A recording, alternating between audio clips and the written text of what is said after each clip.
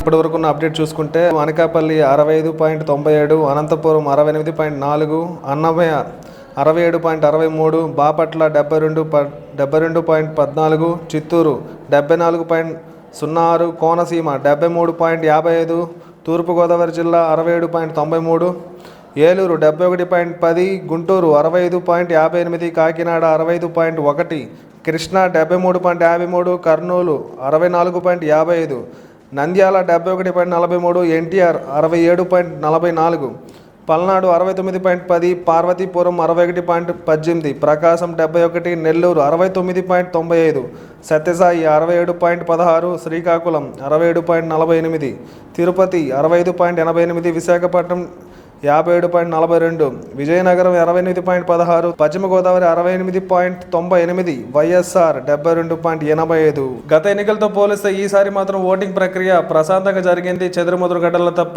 కాకపోతే కొన్ని చోట్ల మాత్రం విధ్వంస ఘటనలు చోటు చేసుకున్నాయి.